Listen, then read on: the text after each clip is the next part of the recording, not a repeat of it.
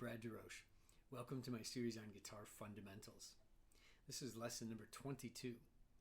In today's lesson, we're going to focus on descending slurs or pull-offs.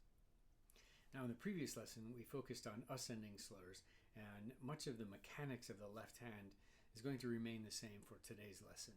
So a quick recap of those things, and we've already talked about these plenty of times in previous lessons, but it never hurts to talk about fundamentals again. So make sure that your hand is squared up to the neck so that the little finger side is the same distance away as the first finger side. This is our center, all right? We're going to try to always return to this spot.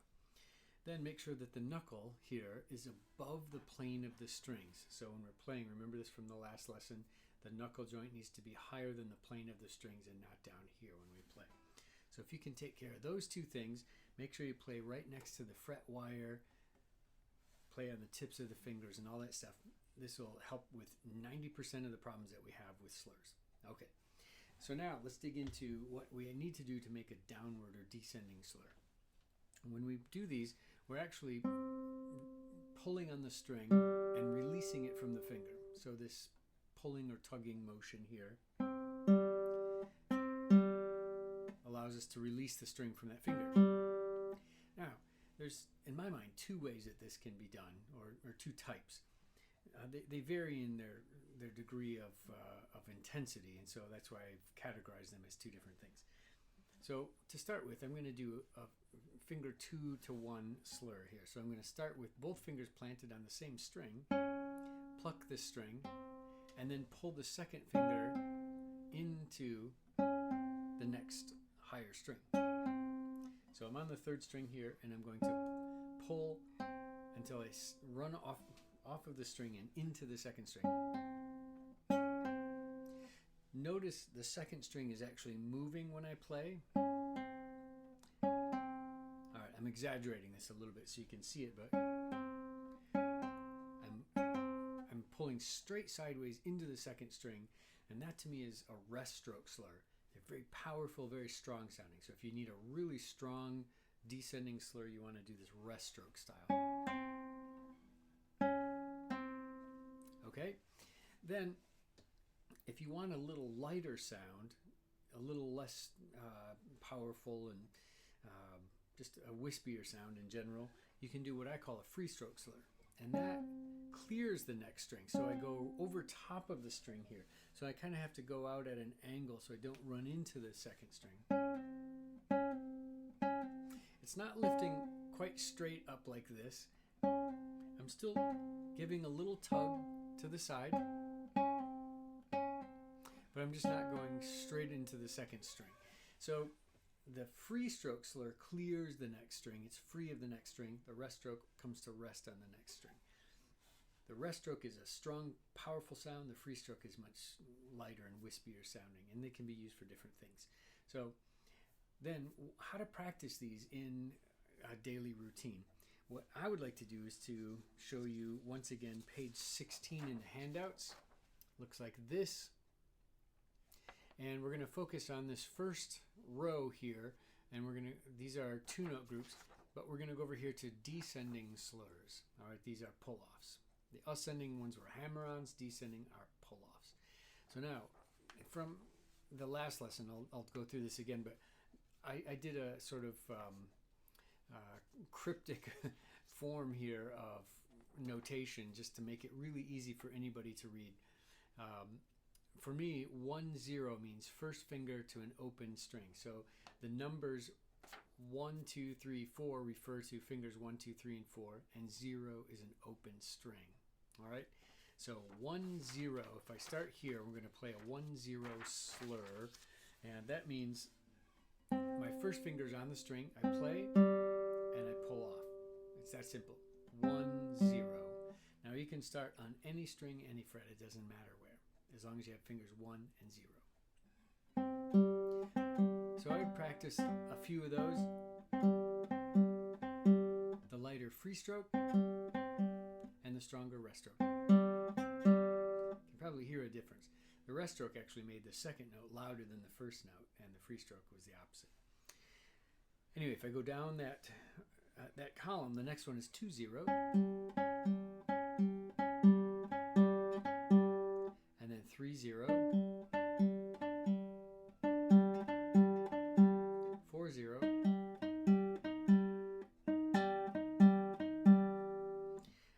next row over, next column over is 2-1. So here, I need to talk about this just for a moment. Fingers 2 and 1 are both on the same string at the same time. They're on frets 5 and 6 in this case. When I start this pull-off, one of the things that happens to a lot of people when they're doing these pull-offs is they actually bend both fingers at the same time. So then the string gets out of tune, the note gets out of tune because it's being pulled up high. So what you'd want to do is actually hold this first finger, the lower one, very firmly. So when you do this pull-off, the second finger is not going to pull the string out of tune. All right? So it requires a little stronger force with the first finger, a little less with the second. Okay, so that's 2-1. Then the next, going down that row, 3-1 and 4-1. So try some free stroke, some rest stroke style ones, just so you're familiar with each of those. The next column over is 3-2. You'll find that one to be much trickier than some of the other ones. And 4-2. And then the last one, 4-3. Okay. The next row down, the 3-note groups are a little harder still. 2-1-0 is the next one in the next row. So I'm going to have fingers 2 and 1 already on the string. I play only the first note, pull off, and pull off again. 3-1-0, 4-1-0. You have to be careful when you're doing these that you don't move the first finger out of place. So the first slur, you need to keep the first finger in place, and nice and stable there. I'm sure you understand it. Practice that a bit. Then we can go to 3-2-0 next. 4-2-0. And lastly, 4-3-0. The next one's add the first finger, so we have 3-2-1. 4-2-1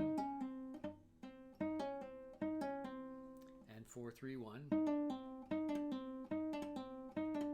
and then the very last one is fingers 4-3 and 2. All right, then the next column, the next row is 4-note groups, and that would be, the first one is 3-2-1-0.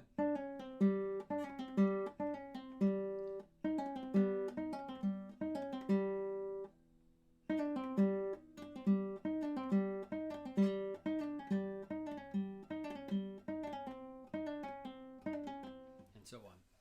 So what I would do is practice one box per day of these and just really focus on getting a good sound, good even volume, and so forth. So one box per day of the Descending Slurs. So start out with on Monday with the first one, and the next day move to the next box. That way you're not spending a half an hour just working on slurs. You'll get extremely bored doing that. So a few minutes every day, though, really focusing on your mechanics and making sure everything is working right is very, very helpful for us. And this is something we can do for the rest of our lives. It's not something that you really stop doing. You have to do it all the time.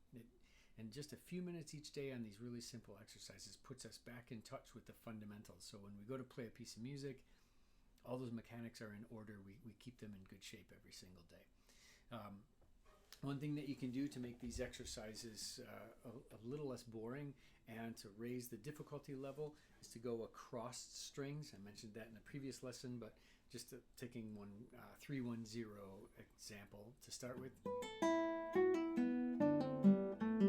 So what I'm doing is I'm playing that slur on each string, just going across. All right. You can also go up and down the strings. Ooh, that was terrible.